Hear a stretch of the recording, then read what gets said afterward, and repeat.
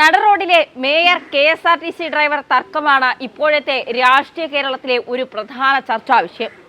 ഡ്രൈവറുമായുള്ള തർക്കത്തിൽ മേയർ ആര്യ രാജേന്ദ്രന്റെ വാദം പൊളിഞ്ഞിരുന്നു. KSRTC bus തടഞ്ഞ് വാഹനം കുറുകെ ഇട്ടിട്ടില്ല എന്നാണ് മേയർ പറഞ്ഞത്. എന്നാൽ വാഹനം ബസ്സിന് കുറുകെ ഇട്ടിരിക്കുന്ന ദൃശ്യം പുറത്തു വന്നു.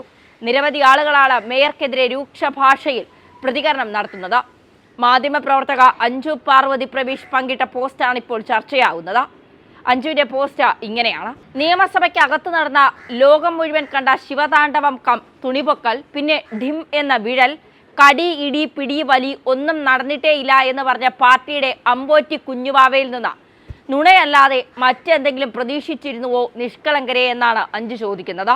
ആ കൊച്ച് വാ തുറക്കുന്നത് തന്നെ പെറോട്ട തിന്നാനും, അത് ആറ്റുകാൽ പൊങ്കാലയുടെ പേരിൽ വരെ കള്ളം പറയാനും പിന്നെ ക്യാപ്സ്യൂൾ വിഴുങ്ങാനും മാത്രമാണ്. അങ്ങനെയുള്ള ഒന്നിന് കുഞ്ഞിരാമൻ മോഡൽ ഒരു MLA പങ്കാളി കൂടി കിട്ടിയപ്പോൾ തിരുവനന്തപുരം മൊത്തം ഇതുങ്ങളെ കണ്ടാൽ സൈഡ് മാറിക്കൊടുത്ത് ആദരിക്കണമെന്ന ലൈനിലായി. അങ്ങനെ മൈക്കിന് ശേഷം ഇന്നലെ മുതൽ CCTVയും AKG സെന്റർ മാനുവൽ അനുസരിച്ച ബൂർഷ ഫാസിസ്റ്റ് സംസ്ഥാന ദ്രോഹിയായി മാറിയിരിക്കുന്നു. ഇങ്ങനെയാണ് അഞ്ജു തന്റെ ഫേസ്ബുക്കിൽ കുറിച്ചിരിക്കുന്നത്. എന്തായാലും മേയർക്കെതിരെ വലിയ രീതിയിലുള്ള വിമർശനങ്ങൾ സമൂഹത്തിന്റെ പല ഭാഗങ്ങളിൽ നിന്ന് ഉയരുകയാണ്. ഏതോ ഒരു താൽക്കാലിക ജീവനക്കാരനാണ് KSRTCയിലെ. കുടുംബം പോറ്റാനായി താൽക്കാലികമായി KSRTCയിൽ ജോലി ചെയ്യുന്ന ഒരു യുവാവിൻ്റെ ജോലി ഇല്ലാതാക്കിയിട്ട് മേയറമ്മ എന്ത് നേടി എന്നുള്ളതാണ്. ലൈംഗിക ചേഷ്ട കാണിച്ചു, സ്ത്രീകൾക്ക് മുഴുവൻ വേണ്ടിയാണ് പോരാടുന്നത് എന്നൊക്കെ പറയുമ്പോൾ നിങ്ങൾ ഇവിടുത്തെ എത്ര സ്ത്രീകൾക്ക് വേണ്ടി പോരാടിയിട്ടുണ്ട്?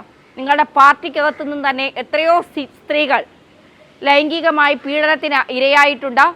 പല നേതാക്കളിൽ നിന്ന് മോശമായ പെരുമാറ്റം ഉണ്ടായിട്ടുണ്ട് എന്ന് പറഞ്ഞിട്ട് എത്ര നേതാക്കൾക്കെതിരെ നിങ്ങൾ നടപടിയെടുത്തു, എത്ര സ്ത്രീകൾക്കൊപ്പം നിങ്ങൾ നിന്നു. അപ്പോൾ ഒരു ചെറുപ്പക്കാരൻ്റെ കുടുംബം ഇല്ലാതാക്കി, അവനെ ഇല്ലാതാക്കി, നിങ്ങളുടെ അഹങ്കാരവും ധാർഷ്ട്യവും അവനിൽ അടിച്ചേൽപ്പിക്കുകയാണ്. സമൂഹത്തിന് കാണിച്ചു കൊടുക്കുകയാണ്, ഞങ്ങളോട് കളിച്ചാൽ ഇങ്ങനെ ഇരിക്കും, ഒരു സാധാരണക്കാരനെ വെറുതെ വിടില്ല, അവനെ കുടുംബം മുഴുവൻ മുച്ചൂട് മുടിക്കും എന്നുള്ളത്.